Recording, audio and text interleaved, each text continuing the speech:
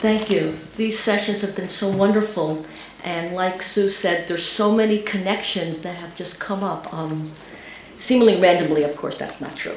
So what I'm going to talk about today sort of riffs off of last night's testimonies at the presentations at the Ghetto Fighters Museum. So in the volume, Contemporary Debates in Holocaust Education, which is published in 2014, Michael Gray, a Holocaust educator in the UK, wonders about the place of survivor testimony in the classroom of the future. He writes, "It is difficult to say with confidence what future direction Holocaust education will take with regards to its use of survivor testimony. Despite the eventual passing of those who witnessed and endured the horrors firsthand, it seems unlikely that their voices and stories will be forgotten or even marginalized. This is in no small part due to the commitment and willingness that survivors have demonstrated to share their experiences and due to the organizations that have preserved them. It seems probable that central to the way that testimony use in the classroom evolves will be simultaneously the development of the technology which allows the accounts of survivors to be assessed, utilized, and integrated into a program of study. This is an ever-changing area, but one which is likely to be of great significance in the future of Holocaust education." So, like us, Gray's interested in Holocaust education in the future. So I'm going to suggest that one answer to Gray's concern may be found in the language arts curriculum. Since Holocaust video testimony is generally underused and underappreciated in public schools, of course, notwithstanding Echoes and Reflections curriculum, and given the fact that digital literacy is trending, combining digital technology with historical fiction is one way to realize the educational potential of testimony while engaging young people in the study of the Holocaust. In today's presentation, I want to explore the ways that digital projects using survivor testimonies and historical fiction may enhance Holocaust education. That's part one. And part two, by extension, how this practice can contribute to the collective memory of the Holocaust. So, part one, historical fiction and digital storytelling. To start, many writers and critics of children's literature have recognized the tension between protecting children and telling the truth about the world. Although societal expectations imposed on children's literature vary worldwide and with various cultures, of course, literary scholars Hamida Bozmijan and Adrienne Kurtzer argue that by design, Holocaust stories for children restrict or restrain representations of the atrocity. As Bozmijan writes, quote, "In choosing to write for young readers about the Holocaust, the author, as a narrator, may conceal or limit the sight of atrocious history with reader protective strategies that intend to spare the child." End quote. So examples of these types of reader protective strategies in children's literature include the use of a child narrator, the use of a non-Jewish protagonist, humor, particular genres such as fairy tales, etc. Kurtzer reiterates this point by noting children's literature softens what is distressing and makes trauma coherent. And the Israeli writer and critic Eva Tal states the core question quite succinctly when she asks, "How much should we tell children?" So, despite the matter of revealing or concealing atrocity, public school teachers, at least in the US, are interested in Holocaust literature in the classroom. And contrary to those teachers who use stories such as The Boy in the Striped Pajamas, I want to recommend works that deal with the subject in an accurate and sensitive manner. And Yuri Orlev and Kathy Kaser are two authors who I think meet the criteria of accuracy and sensitivity. So, if you don't know, Yuri Orlev was born Jerzy Henryk Orlowski in Warsaw in 1931. Orlev and his family were moved to the Warsaw Ghetto in 1939. Later, he was sent to Bergen-Belsen. At the end of the war, he went to Palestine. Orlev, who started writing in the 1950s, is the author of 30 books. He writes in Hebrew, and his work has been translated into 38 languages. By contrast, Kathy Kacer is a Canadian author of children's literature and nonfiction. She is a child of Holocaust survivors. Her father was in a concentration camp and her mother was in hiding. She writes in English. For her work, she has also received many awards. So not surprisingly, both authors use reader protective strategies in their Holocaust stories to address these difficult topics. One topic is betrayal. The willingness by some to betray the relatives, neighbors, co-workers, and classmates and others is a topic that they want to cover. For example, in one scene in Orlev's work, The Man from the Other Side, Marek, the main character, who's a Jewish boy, learns about betrayal when he and Anthony, that's his stepfather, are accosted by Pan Kroll, one of Anthony's co-workers. Quote, this is Marek's thinking. That's why I understood why Anthony had told my mother the first night that he couldn't trust anyone, not even my uncle. But that's what wartime is like. Suddenly you find out that everything you've thought about your friends or your neighbors or your relatives is wrong. Anyone at all can inform on you and get you into hot water. Because when someone is frightened or hungry or desperate for money, he's no longer the same person, end quote. In this passage, Marek tries to understand how people can turn on each other. However, his understanding is based on a naive view of anti-Jewish sentiment. The serious underlying anti-Semitism is outside his comprehension because he's only a child. This is also, of course, outside the experience of his young readers. Another topic that the children's authors want to deal with has to do with bystanders or participant observers. I love that term from the other day. In another scene from Man from the Other Side, Marek comes upon a crowd and asks what is going on. One man answers, "They're finishing off the Jews," an old man says to me. "It's about time," said a young one who laughed. "Before my mother," this is Marek, "before my mother caught me with the Jews' money and before meeting Pan Jozek, I would have felt the same way." "What do you think?" someone in the crowd asks. "Will they give us back the Jews' houses?" "Why shouldn't they? Didn't they do it in the little ghetto?" "What's all this talk about giving back?" asked a woman who seemed brave to me, to Marek. "Those houses belong to the Jews." Everyone looked at her suspiciously and a man sniggered and said, "She must be a Jew herself," end quote. Here again, Marek, as a child narrator, can't comprehend the actual danger to the woman. He calls her brave, but in reality, she could be in serious danger from the crowd if they truly believed she was Jewish. Like Marek, the young readers can't fathom the dangerousness of the situation either. Kathy Kacer, not surprisingly, also distances her readers from these matters of betrayers and bystanders. And I'll give you one example from her work, The Sound of Freedom.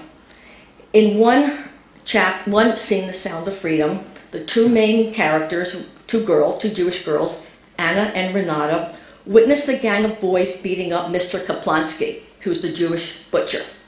Anna asks herself, why doesn't someone do something? And then the scene unfolds, quote, "Just when Anna spotted Constable Zebek, the police chief approaching from around the corner. His daughter Sabina attended Anna's school. Finally, Anna breathed a sigh of relief. Help had arrived. Constable Zabik was a portly man, and the front of his uniform was pulled tight around his round belly. The button is threatening to pop. The police chief strolled over to Mr. Kaplansky's store and took a long look at the scene in front of him. But instead of doing anything, instead of shouting at the boys to stop or driving them off, or even arresting them, the chief simply stood next to Mr. Koplinski's shop with his hands behind his back. He had a small smile on his face and watched everything that was happening with a detached kind of curiosity, as if he were watching a crowd of children in the playground. And so by identifying the constable as her classmate's father and as a helper, and by describing him as smiling and curious, Anna, in her childlike way, tries to make sense of what's happening within the bounds of her own experience. She does this by explaining his expression to someone watching children at play, an image, of course, that makes sense within her worldview. So these are just a few examples of the ways that Orlev and Kaser, like other writers of young adult literature, consign the most brutal aspects of history to the periphery of the narrative, glossing over the actual horrors of the Holocaust. The impulse to protect children is understandable, but at the same time distorts history. And in fact, literary critic Leah Kokoka goes so far as to consider this distortion unethical. So of course this brings up the question, how can we teach historical fiction despite its limitations? And so I want to suggest that digital storytelling projects may provide a possible solution. And as a reminder, digital storytelling refers to the practice of combining narrative with digital content, including images, sound, and video to create short movies. Digital storytelling usually takes three forms: the personal narrative, instructional stories, or research-oriented projects. To date, most educators have focused on personal narratives and digital storytelling, and these are projects like reader response, social justice projects, anti-bullying, or empathy-related projects. Those are fine, but I'm going to focus on research-oriented projects with historical fiction and video. So while a theoretical analysis of digital storytelling is beyond the scope of our presentation and our time today, the educational value of the practice has been assumed by a number of organizations such as Centropa, which co-sponsored a seminar in the Ukraine in 2017 for 45 educators from the Ukraine, Moldova, Poland, and Germany. The seminar participants examined the ways that new technologies, specifically the Centropa electronic materials, may connect 21st century students to 20th century Jewish history. The USC Shaw Foundation is another organization that promotes teaching the Holocaust, specifically with its eyewitness program. So building on the work of these two organizations, I want to suggest that along with classroom lessons that augment fiction with historical, social, or ethical information, digital storytelling projects may deepen students' Holocaust education by challenging them to engage with primary sources, including and notably video testimony. Student learning occurs on at least three levels with these kind of projects. One, the survivor testimony fills in the historical gaps in the fictional accounts. Two, since readers may confuse fact with fiction, first-hand accounts of lived experiences as presented in the testimonies personalize the events of the Holocaust is in a way that is accessible to the young readers. And third, the different narratives in the fictional account and the testimony point out the fact that the Holocaust was not the same for everyone, everywhere. And all this serves to contextualize the literature and address the limitations in the fiction. So now, part two. With respect to historical fiction and memory, the goal of learning about the Holocaust is tied to the goal of remembering the Holocaust. And historical fiction, testimony, and memory have at least four interdependent aspects. There's the author's experience, the reader's experiences, the researcher's experiences, and the survivor's experiences. So here again, an author's knowledge affects his or her story. So going back to the two authors I'm looking at with you today, Orlov as a survivor and Kaser as a child of survivors bring different experiences to their work. Besides the source of the material, there are differences in their proximity and distance to the event, as well as, of course, their literary imaginations. As Orlov recounts, and we heard some of this last night too, Orlov recounts about his writing experience. I don't know if writing about the past helps me to get over it. What I do know is that there is no grown-up way to talk, tell, or think about what things that happened to me.